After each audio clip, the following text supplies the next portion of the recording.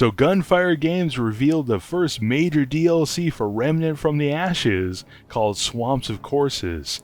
In this new premium DLC, they're upgrading the Swamps of Corsus with a couple new bosses, some new dungeons, some new weapons, some new armor, some new traits.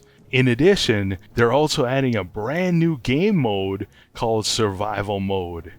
Hey guys, this is Chris with B&B Gaming. Welcome back, and I hope you're doing amazing today. And if you're a Remnant fan like me, you definitely are, because this looks like it's going to be pretty awesome. Now to start with, guys, I have some good news and some potentially, I wouldn't say it's bad, but I would say it's a little irritating, that they have announced a release date for this DLC to be April 28th for PC. And they've said that PS4 and Xbox One will be coming later. Now, this is because of the thing that's causing us to be quarantined. And, they're going to be working as quickly as possible. They actually said on their Twitter that they'll update us as soon as possible when we can expect this on Xbox One and PS4. So, hopefully sooner than later. As far as the new Remnant from the Ashes DLC, Swamps of Corsus, they actually announced the price to be $10, which I think is pretty phenomenal. And along with that, they're going to offer it with new bundles. So on PC, I believe, instead of the base game is $40, with the DLC, it's going to be $45, so you can save $5. And they have said that they're going to be doing the same thing on Xbox and PS4 as well. So in a post on the official Remnant from the Ashes Reddit, Very Tragic, the lead designer for Remnant from the Ashes, gave us more detail about what we can expect from this DLC.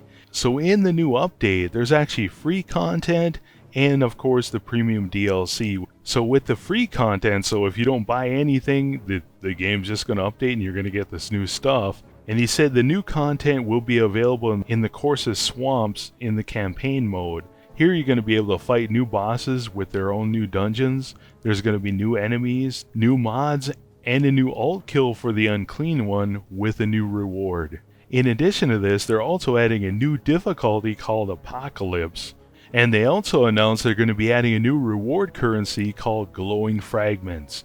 Now, Glowing Fragments are going to be available from Hard, Nightmare, and Apocalypse difficulty from the Campaign and Adventure mode. Now with Glowing Fragments, we're going to be able to buy the new DLC armor skins from the new skins vendor called Whispers. Now with the paid DLC, you're going to be able to access the Corsus Swamps in Adventure mode. Here you're going to get access to new quests, new dungeons, new tile sets, and tons of new rewards that are unattainable in the campaign courses. So you're going to get access to new gear, new weapons, and also new traits. And according to Very Tragic, if you do, hold off on buying the paid DLC, you're actually still going to unlock certain items in the campaign and adventure mode. And if you decide to purchase the DLC, is going to unlock for you, so you don't have to wait 2 months and then start from scratch and accumulate all this stuff. You'll be able to accumulate it, and if you want to go ahead and support Remnant, you can go ahead and do that and unlock it right there and then. So in another blog post today, they did a deep dive on survival mode and gave us a lot more details about what we can expect from this. Here they're saying that it's a brand new way to play Remnant from the Ashes. So the goal for survival mode for us is real simple: survive as long as you can. So in survival mode, you're going to select one of your characters and you're going to be teleported to the labyrinth. Now you can use one of your existing characters or create a new character, and it's not going to affect their stats or their progression in the normal campaign or adventure modes.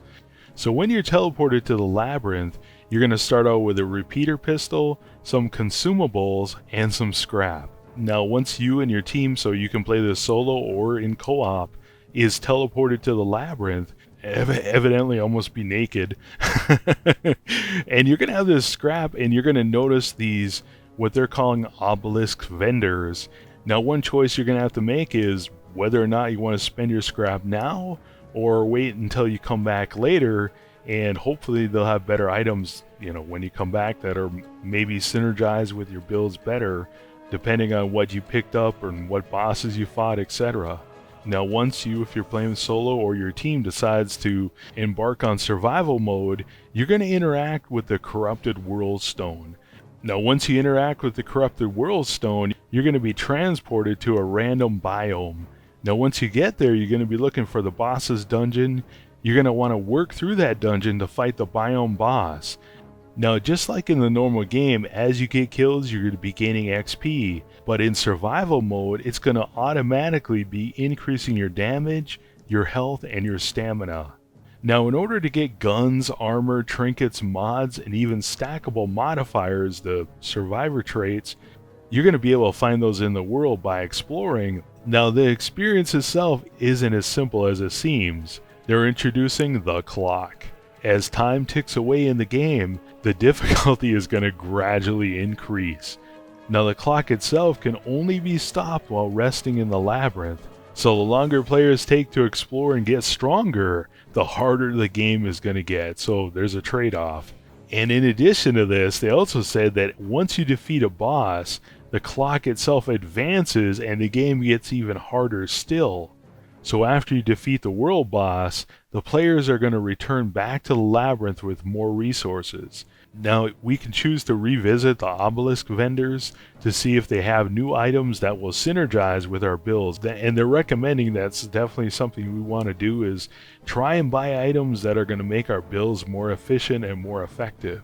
So in the blog post, it says once the purchase phase is done, so I don't know if that's going to be on a timer or not, because I kind of hope it isn't, because it's kind of nice to just have a break where you can get something to drink or something, whatever, right? Well, anyways, it says once that phase is over, players are going to travel through the Corrupted World Stone to another random biome. They go on and say that through a run, players will never fight the same boss or world boss twice unless they've defeated every boss in the game. So after that, I guess they're going to start repeating. In addition to this, between runs, players will never fight them in the same order, so each run is going to be different. Along with this, the only constant is that players will always fight 2 bosses and then 1 world boss. Now, you're probably wondering what exactly is the incentive for going through all this torture. The first thing they're saying here is that defeating a boss in a run will allow players to start their next run with more scrap. And they're saying the first boss kill is always going to be worth the most scrap.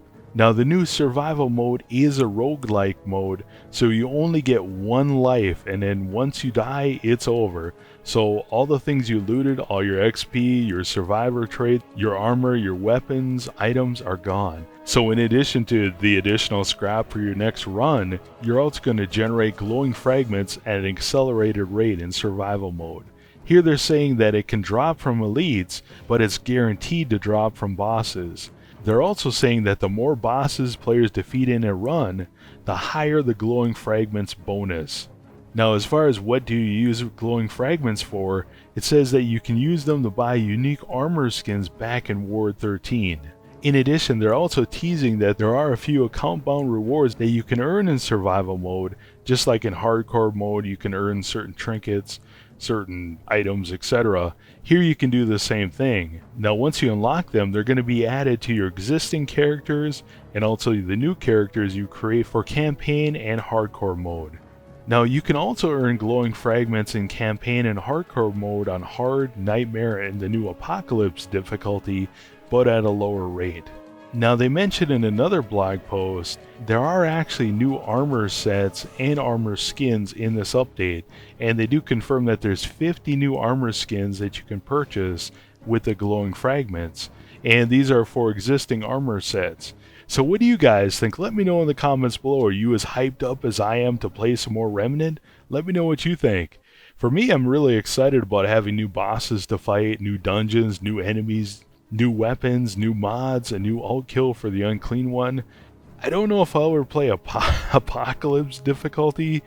Maybe it'd be worth it. I don't know. We'll have to see if there's anything, any reason to play that or not. As far as survival mode, I'm curious personally as a player, am I going to want to keep going after I die? Am I going to want to do another run? Because in hardcore mode, I really love the tension as it builds up, right? It feels so good beating a boss and knowing that you can't die, and I think it's really, really fun, but then you die and it sucks. Because you're like, do I really, really want to put another 2-3 hours into rebuilding my guy and hopefully getting whatever item from this boss, etc.? Now, will survival mode be like that? Or will you get all that amazing tension without the, the drop off from dying? Will dying be just so painful that you really don't want to go back in to do it again? I don't know, but I am excited to try it out.